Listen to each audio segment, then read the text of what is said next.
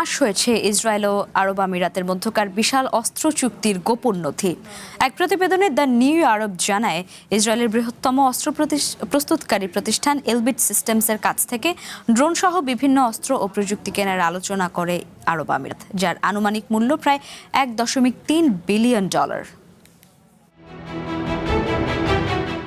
সম্প্রতি ফাঁস হয়েছে ইসরায়েলের বৃহত্তম অস্ত্র প্রস্তুতকারী প্রতিষ্ঠান এলবিট সিস্টেমসের অভ্যন্তরীণ নথি। সেখানে দেখা যায় প্রতিষ্ঠানটি ইউনাইটেড আরব আমিরাতের কাছে কয়েক ডজন কৌশলগত ড্রোন বিক্রির বিষয়ে আলোচনা করেছে। বলা হচ্ছে এটি উপসাগরীয় দেশটির জন্য উন্নত ইসরায়েলি অস্ত্রের একটি বৃহৎ প্যাকেজের অংশ ছিল।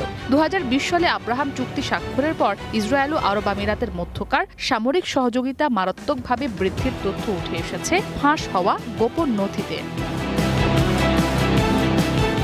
ইসরায়েলি গণমাধ্যম হারেতজ জানায়, নথি অনুযায়ী 2022 সালের 17 জানুয়ারি আবুধাবিতে হুথিদের হামলায় 3 জন নিহতের পর আরব আমিরাতের আকাশ প্রতিরক্ষার দুর্বলতা প্রকাশ্যে আসে। সে সময় দেশটি এলবিট কোম্পানির কাছে জরুরি অনুরোধ পাঠায়। প্রাথমিক প্রস্তাবে $180 মিলিয়ন মূল্যের 6টি ড্রোন সহ 2টি Hermes, 900 system, ground control station এবং সহায়ক গোয়েন্দা সরঞ্জাম সরবরাহের প্রস্তাব থাকলেও পরবর্তীতে আরব আমিরাত 45টি ড্রোন সহ 15টি সিস্টেম কেনার ইঙ্গিত দেয়, যার আনুমানিক মূল্য দাঁড়ায় প্রায় $1.3 বিলিয়ন।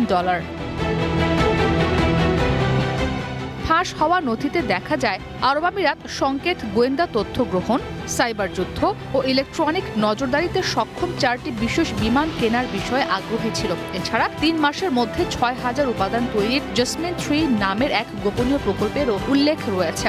ধারণা করা হচ্ছে এই উপাদান ড্রোন বা গাইডেড বোমায় ব্যবহৃত হতে পারে। এলবিট সিস্টেমস 2023 সালের মার্চে উন্মোচনের আগে হার্মিস 650 ড্রোনও আমিরাতকে প্রস্তাব করে এবং কিছু অংশ নিজ দেশে তৈরির সুযোগও আমিরাতকে দেয়া হয়।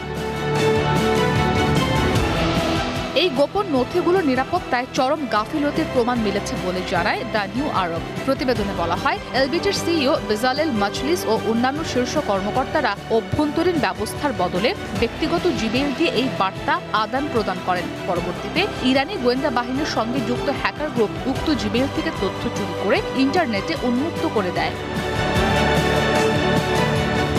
ইসরাত মুক্তি, ওয়ান ইন্টারন্যাশনাল ডেস্ক।